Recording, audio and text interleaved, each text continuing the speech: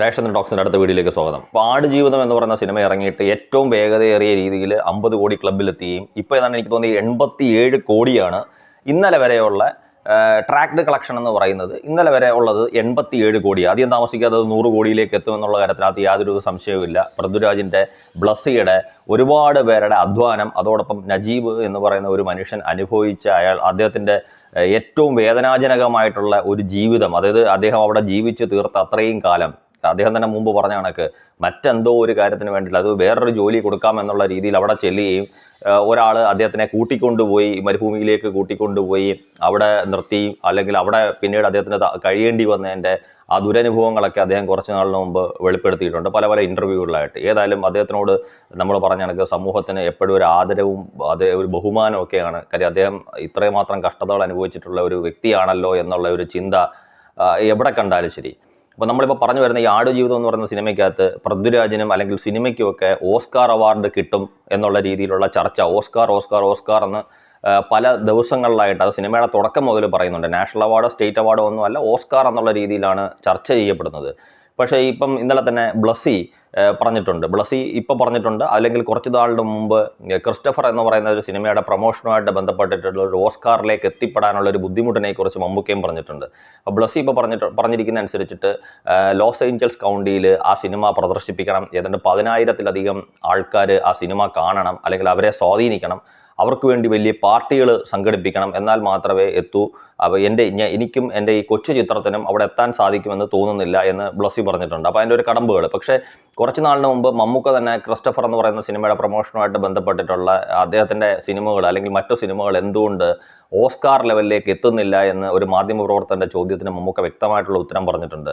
കാര്യം അങ്ങനെ ഓസ്കാറിലേക്ക് എത്തണമെന്നുണ്ടെങ്കിൽ ന്യൂയോർക്ക് കൗണ്ടിയിലും അല്ലെങ്കിൽ ലോസ് ഏഞ്ചൽസ് കൗണ്ടിയിലും പോലുള്ളിടത്ത് ഈ സിനിമകൾ പ്രദർശിപ്പിച്ചാൽ മാത്രം പോരാ, 2 ആഴ്ചയോളം ആ ചിത്രങ്ങൾ അവിടെ പ്രദർശിപ്പിക്കണം. ഈ ന്യൂയോർക്ക് കൗണ്ടിയിലും ലോസ് ഏഞ്ചൽസ് കൗണ്ടിയിലും 2 ആഴ്ചയോളം സിനിമകൾ പ്രദർശിപ്പിക്കണം.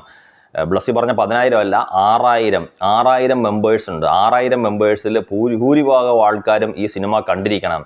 അവർ വേണം ഈ സിനിമകൾ ഏതാണ്ട് അവാർഡ് തരത്തിലേക്ക് നോമിനേറ്റ് ചെയ്യപ്പെടാനായിട്ട്.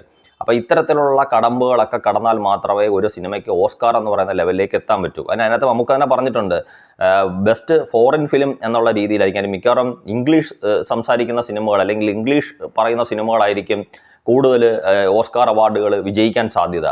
പക്ഷേ അന്ന് ക്രിസ്റ്റഫറിൻ്റെ പ്രൊമോഷനുമായിട്ട് ബന്ധപ്പെട്ട ആ സമയത്ത് മമ്മൂക്കയുടെ മനസ്സിലേക്ക് പെട്ടെന്ന് വന്നത് ഒരു ഇറ്റാലിയൻ ഫിലിമായിട്ടുള്ള ലൈഫ് ഇസ് ബ്യൂട്ടിഫുൾ എന്ന് പറയുന്ന ഒരു സിനിമയെക്കുറിച്ചാണ്. മമ്മൂക്ക പറഞ്ഞിട്ടുണ്ട്, അതായത് മറ്റുള്ള സിനിമകൾ, സാധാരണ അന്യഭാഷാ സിനിമകളെല്ലാം ബെസ്റ്റ് ഫോറിൻ ഫിലിം എന്ന് പറയുന്ന കാറ്റഗറിയിൽ മത്സരിക്കുന്നിടത്ത് ലൈഫ് ഇസ് ബ്യൂട്ടിഫുൾ എന്ന് പറയുന്ന സിനിമ മെയിൻ കാറ്റഗറിയിൽ അതിനകത്ത് തന്നെ പോവുകയും, അതായത് ഈ കടമ്പകളെല്ലാം കടന്ന് അവിടെ എത്തുകയും, ആ സിനിമ ഇറ്റാലിയൻ സിനിമയായിട്ടുള്ള അതിനകത്ത് ഏറ്റവും മികച്ച ചിത്രത്തിനും ഏറ്റവും മികച്ച നടനുമുള്ള ഓസ്കാർ അവാർഡ് ആ ചിത്രം വിജയിക്കുകയും ചെയ്തിട്ടുണ്ട്. അപ്പോൾ അത്തരത്തിലുള്ള സംഭവങ്ങളും ഉണ്ടായിട്ടുണ്ട്. പക്ഷേ ചിലപ്പോൾ അതൊരു നമ്മൾ പറയുന്ന കണക്കും ഒരു റെയറായിട്ടുള്ള ഒരു കേസായിരിക്കും അത്തരത്തിലുള്ളൊരു കാര്യം.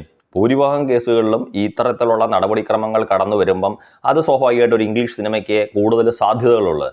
അപ്പം ഇപ്പോൾ ബ്ലസ്സി തന്നെ പറഞ്ഞ കണക്ക്, ആ ബ്ലസ്സിയും കൂടെ പറയുന്നത് നമുക്ക് കൂട്ടി വായിക്കുമ്പോൾ മനസ്സിലാവുന്നത്, ഒരു കാരണവശത്താലും ഇത് ഓസ്കാറിന് ഈ സിനിമ അയക്കാൻ സാധിക്കില്ല. കാര്യം ഒരുപാട് പൈസ ചിലവുള്ള കാര്യം കൂടെ.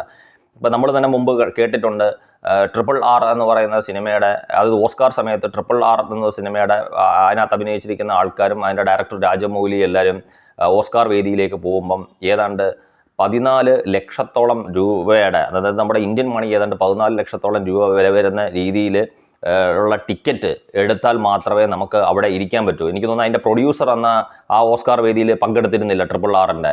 അപ്പം അതുമായിട്ട് ബന്ധപ്പെട്ടുള്ള ചോദ്യത്തിനാണ് രാജമൗലിയോ അല്ലെങ്കിൽ എനിക്ക് തോന്നുന്നു ജൂനിയർ NTR ആണോ രാംചരൺ ആണോ ആരോ ഇത് പറഞ്ഞത്. കാര്യം അത്രയും പൈസ മുടക്കണം ഒരു ഓസ്കാർ വേദിയിൽ ഇരിക്കാൻ തന്നെ. അപ്പോൾ ഇതൊരു ഭയങ്കര പൈസ ചിലവുള്ള കാര്യങ്ങളാണ്. അതുകൊണ്ട് അത്തരത്തിലുള്ള ഒരു കാര്യങ്ങളിലേക്ക്, ഓസ്കാറിലേക്കൊന്നും അധികം സിനിമകളും ഈ മെയിൻ കാറ്റഗറിയിലേക്ക്, നമ്മൾ പറഞ്ഞ കണക്ക് ബെസ്റ്റ് ഫോറിൻ ഫിലിം എന്നുള്ള രീതിയിലല്ല, അല്ലാതെ പോകാൻ ഉള്ള സാധ്യതയില്ല. ഇനി ഫോറിൻ ഫിലിം എന്ന് പറഞ്ഞുള്ള രീതിയിൽ ചെന്നാൽ പോലും അല്ലെങ്കിൽ മെയിൻ കാറ്റഗറിയിലേക്ക് പരിഗണിക്കാൻ സാധ്യതയില്ല. അതാണ് ഇപ്പോൾ ബ്ലസ്സി പറയുന്നതിൽ നിന്ന് നമുക്ക് മനസ്സിലാവുന്നത്. അതുകൊണ്ട് ഓസ്കാർ എന്ന് പറയുന്ന കാര്യത്തിനെക്കുറിച്ച് ചിന്തിക്കേണ്ട എന്നാണ് ബ്ലസ്സി പറയുന്നത്. Thank you.